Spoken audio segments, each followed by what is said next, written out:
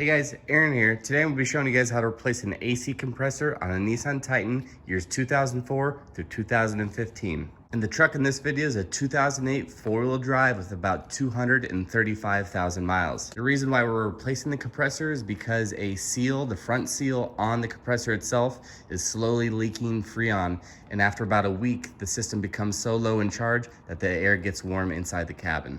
And since the leak is so small, it's a little bit difficult at first to find the leak, but I injected some dye into the system. I ran the system for about a couple hours, and then I used my UV light to find exactly where that dye was coming out of the system, and I was able to diagnose where that leak was. Go ahead and throw a link in the description if you want to purchase a kit like this. It's very handy for diagnosing AC leaks and finding out where that pinhole is in your AC system. So before we begin removing the old compressor, let's go ahead and go over the parts and tools we're going to need to get the job done. All right, so we'll need a 14mm socket, a 12mm socket, a 10mm socket. I'm going to be using a 14mm swivel ratcheting wrench. This works great on the lower bolts of the compressor. You're going to need a couple of 3/8 extensions and a 3/8 ratchet. I'm using my Milwaukee 3/8 power ratchet. It's not necessary, but it makes the job go by a little bit quicker. Then we're going to need a breaker bar with a 14mm socket just to loosen up the belt tensioner. And of course, we're going to need a compressor as well. And along with that compressor, we're going to need PAG 46 oil. Remember, if you do have rear air, you're going to need a little bit more oil. You're going to need about 8.6 ounces. If you have no rear air in your vehicle, which most Nissan Titans do not, you're going to need 6.8 ounces. So this little 8-ounce container will be just enough for you. Now, as far as how we're going to be removing this, there's a couple ways that you can do it and go about it. One of which is from underneath. If you remove the radiator shroud and a bracket for a radiator hose, you can actually work and get the AC compressor out from underneath the vehicle. However, my preferred method is from working from the top and doing a little bit of work from the inner fender well here. We can remove the inner fender well. It's not mandatory, but it does give us a little bit more room. However, the majority of the work that we're going to be doing is from the top of the engine bay. If you remove your intake and your engine cover, you'll see you have a lot more access. And then after that, we're going to remove a bracket that holds the lower radiator hose. Now, the first thing we need to do is just recover the Freon out of the system. I have everything I need to do that, a manifold gauge set and a recovery machine. If you don't have a way to get the Freon out of the system, I recommend taking the truck to a shop. Any reputable shop will do that for you for a small charge. I really don't recommend allowing the Freon to escape into the atmosphere. That's not good for anybody. Since this system is pretty low on charge due to our leak, I really don't have to worry about any of that. So the first thing I'm going to do is just remove the intake. As you can see, this vehicle has an aftermarket intake, so yours might look a little bit different. Go ahead and remove your engine cover by removing the 2 10mm bolts, lifting up and out, and then you're going to be removing some hose clamps, including the mass airflow connector right here. Go ahead and just depress on the back of the connector, and it should pop out.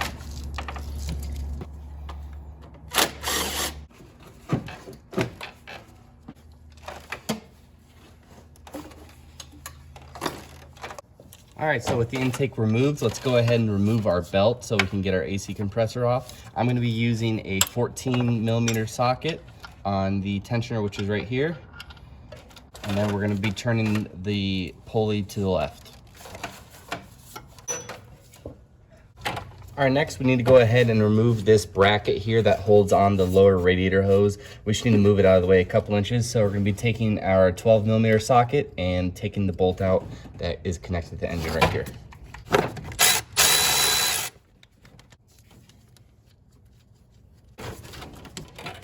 All right, now that that's out of the way, let's go ahead and remove the two 12mm bolts that hold our two AC lines on using a 12mm socket. We can work from up top here, or you can go ahead and go through the wheel well to get access to those.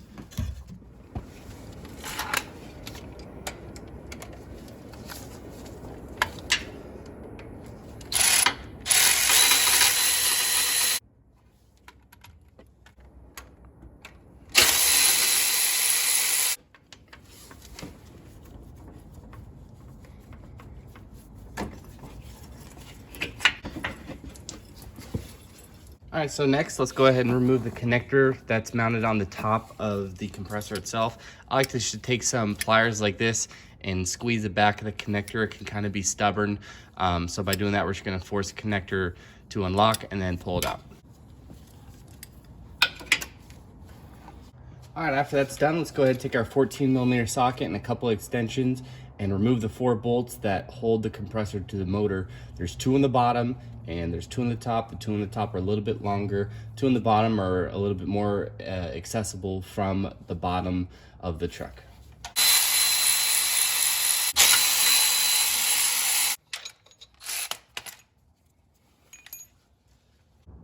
All right, so here we are underneath the vehicle. You may need to remove your splash guard underneath the motor if you have one. This truck does not, so I don't have to worry about it.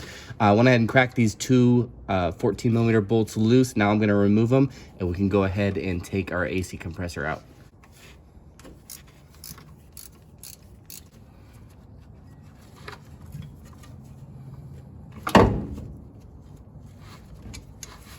All right, so we got everything disconnected from the AC compressor. It's loose, just hanging down there. Now it's ready to be taken out.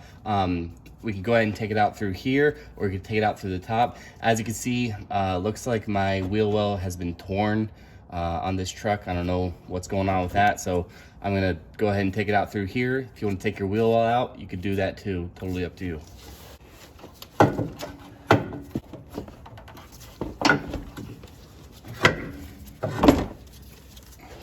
All right, so with the old compressor removed, we're ready to go ahead and install the new compressor, but first we need to add oil into the compressor.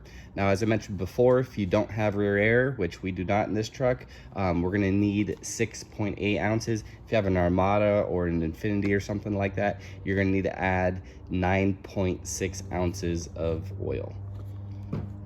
So to add the oil, let's just go ahead and remove these caps. Just be careful because sometimes these are pressurized.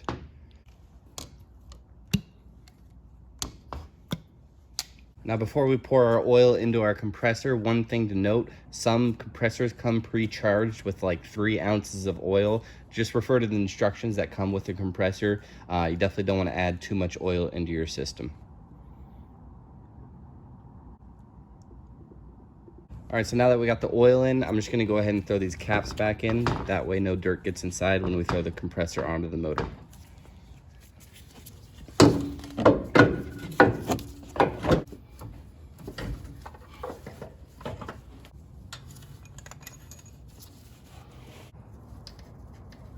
All right, so I got the top 2 bolts in. Gonna go ahead and throw the bottom bolts in. We'll get our electrical connector squared away, and then we can install our new O-rings on our AC lines and connect them to the compressor.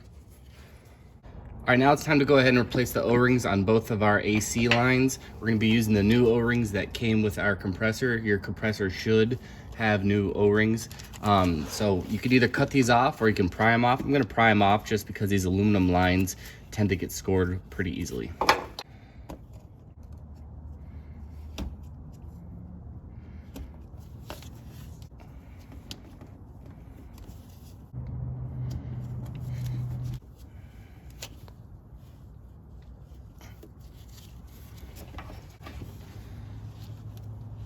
All right, we can go throw our lines back on, but first I like to just take a little bit of WD-40 and lubricate these O-rings so they don't get messed up when we install them.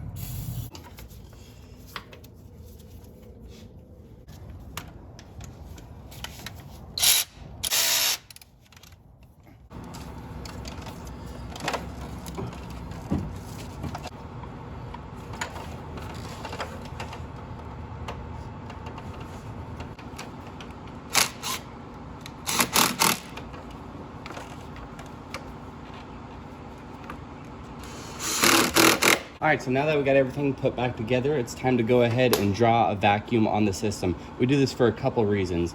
First reason, it's gonna pull out any moisture that has been introduced into the system. Since we had everything disconnected, chances are a little bit of moisture, if you live in a humid climate, has gone into the system. And as you know, moisture can cause corrosion, and that's something that we definitely don't want for a new pump. Second reason why we put a vacuum into this system is to pull out any gases such as oxygen or CO2. It's gonna actually make our system less efficient if we have oxygen in atmospheric gases into our system. And also we introduce a vacuum just to make sure that it holds the vacuum, so we make sure that there's no leaks in our AC system. So I'm gonna go ahead and do that now. If you don't have a way to do that, now's the time where you can fire up the truck, take it back to the shop, and they can do all this for you.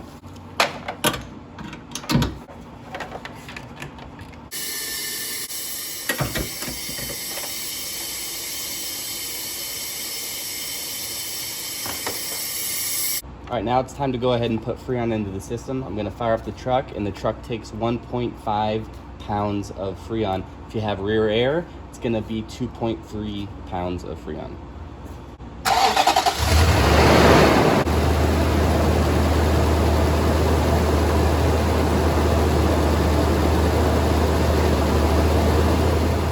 Just got done with the test drive, and the air is nice and cold, no problems at all. So hope this video has helped you out. If it has, please like and subscribe. If you have any questions or comments, feel free to leave something in the comment section, and don't forget to check out the links in the description for the parts and tools I used during this video. Thanks again as always. See you next time.